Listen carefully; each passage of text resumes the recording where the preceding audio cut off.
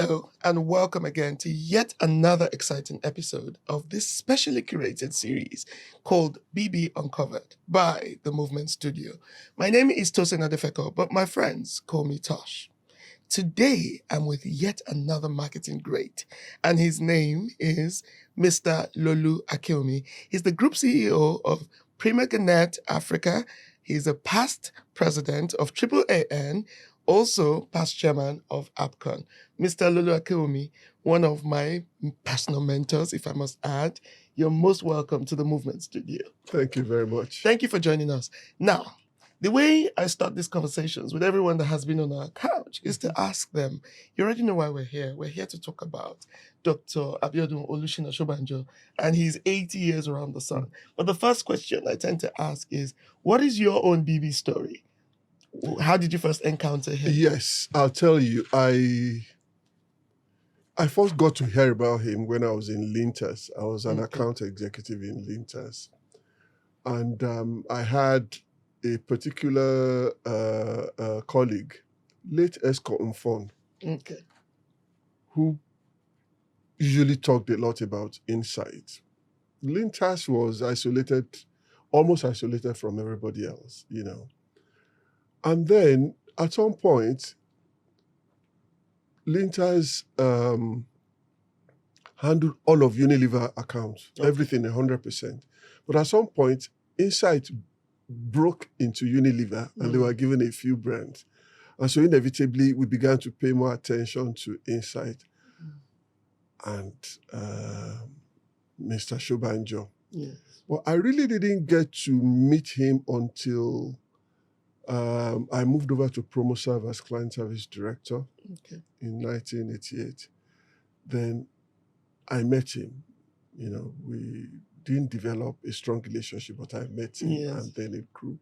And then we started Prima Gannett, and then we really built a strong relationship. So that's been the trajectory. Yeah. I find that quite interesting because your name kept popping up as one of the people that must be part of this podcast.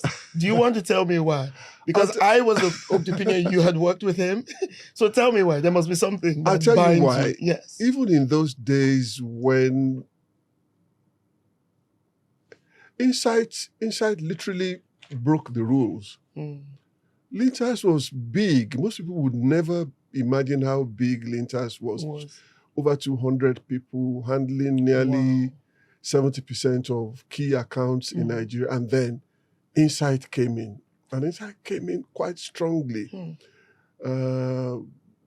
Winning good accounts, creating especially amazing TVCs and other creatives. Yes.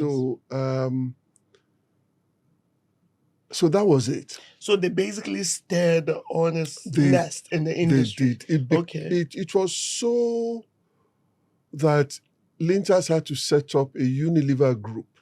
A few of us were taking off all other accounts.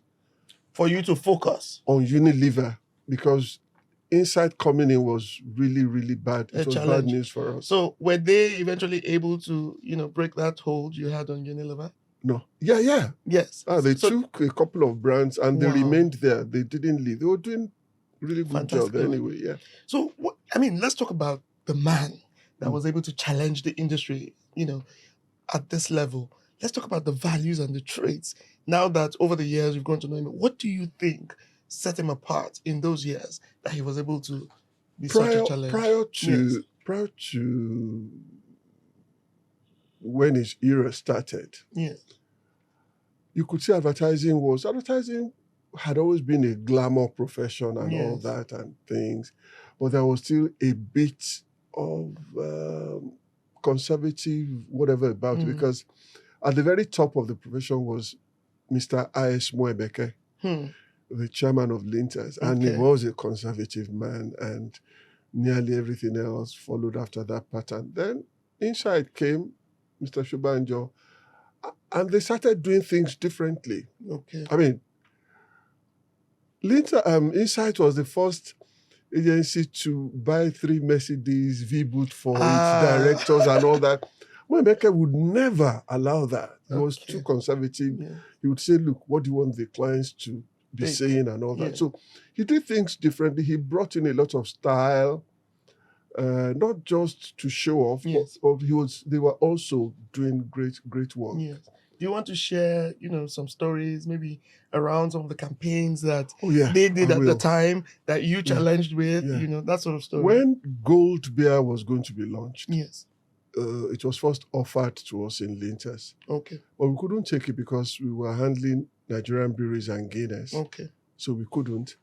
So it went to them, and then they created that interesting commercial of the dancing bottle and all that. Okay. And it was different. Prior to then, nobody produced beer ads that way.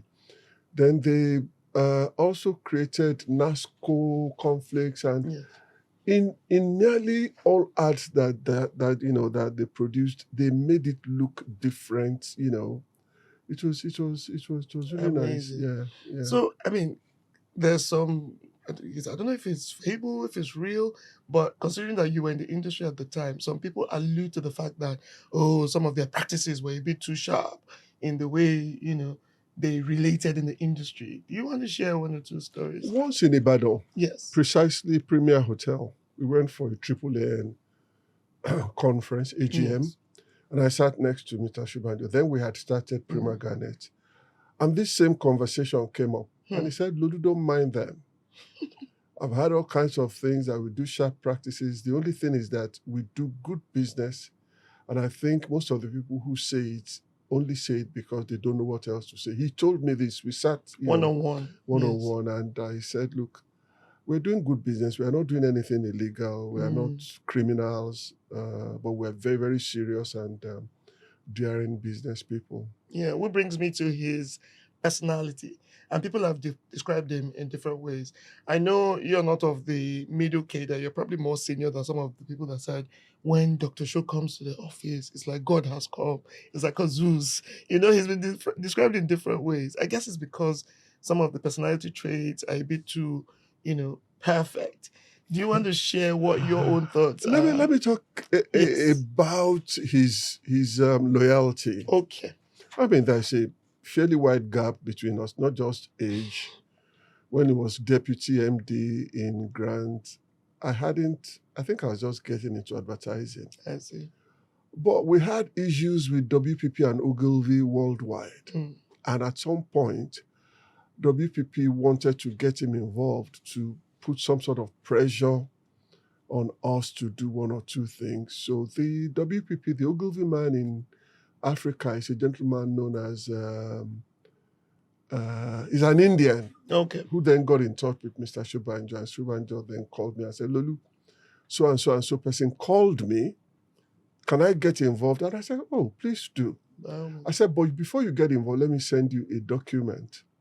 So I sent him a 74-page document I'd put together so he would have a clearer understanding of what the issues were. And so he said, let's see in my house tomorrow morning.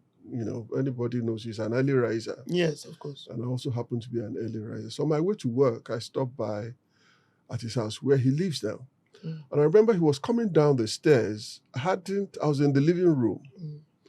And he spoke from the staircase he spoke in Yoruba. He said, Lolu, try go. What you took from those people, I would never take it. And he came down and said, you mean you took all of that from these people? And I said, well, yes.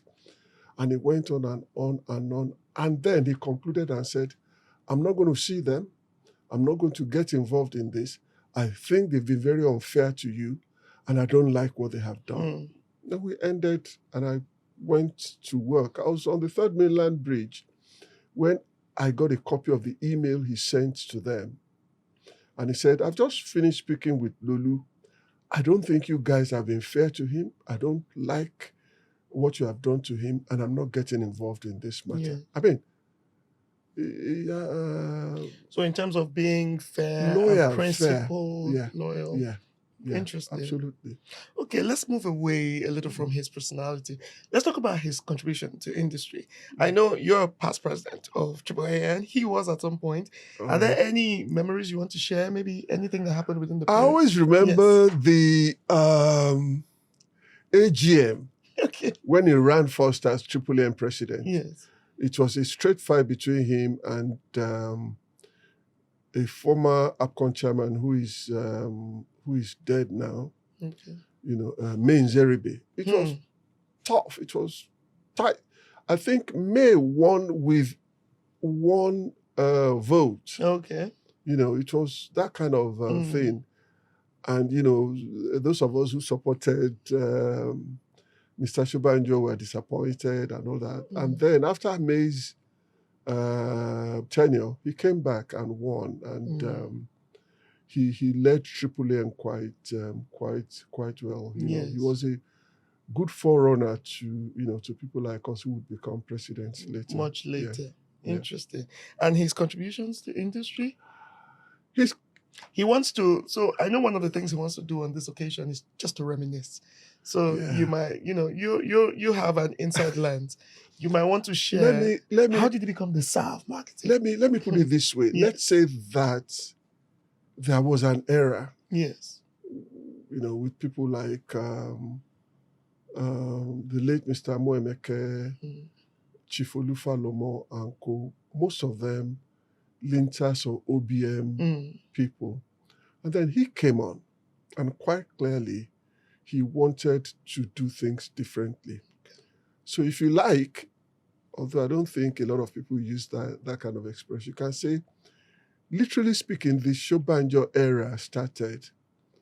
Advertising was given a new face.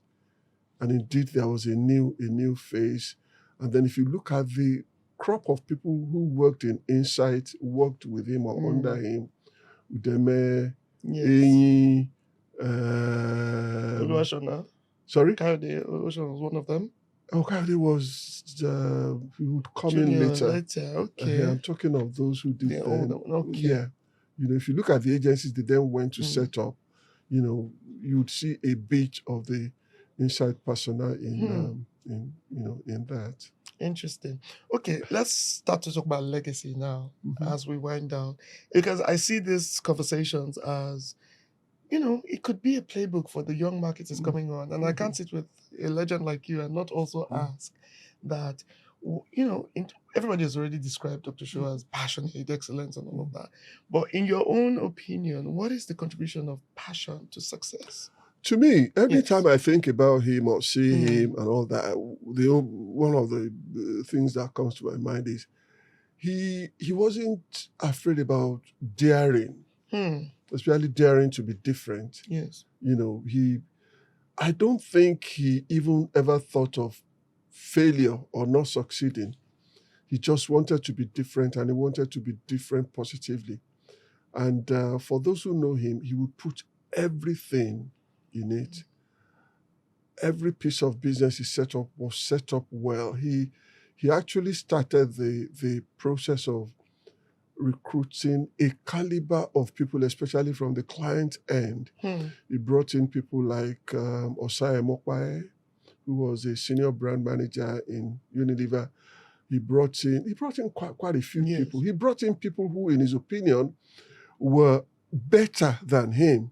And that's the only way you can grow an organization. Yes. If you bring in people who are better than you, then they can do the things you have not been able to do. So the strategy has always worked for him. People, he always endeavored to build a good, strong team, give them an idea what he wanted, offered leadership, and he would people like Victor, the late Victor Johnson, and quite a few others. Amazing perspective. How would you describe Bibi in 3 words? I don't know, but he's somebody who I think when I think about him, I just see somebody who loves to challenge himself, who loves to do different, who loves to do things differently, and who loves to succeed, without any doubt. Fantastic. I think somewhere within him, he believes that everything is possible. Nothing is impossible. I think Mr. Akinwunmi has said it all. That's amazing. Before we let you go, we want you to, wish Bibi happy birthday in your own words. Take your time, do your thing. Well, there are a few names we call him. I'm not even sure he knows or he may know. A few of us, who I believe are quite close to him, you hear things like Shobi. I think only one person calls him Eggs. And that's Bale. And that's Bale. So we don't call him Eggs. I think most of us simply call him Shobi. And so this is a big opportunity to wish Doctor. For a while, he didn't like me to use that word, doctor.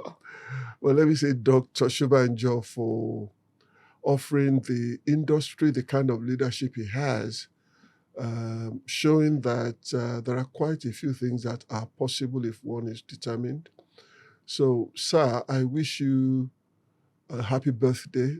And to be honest, you don't look 80.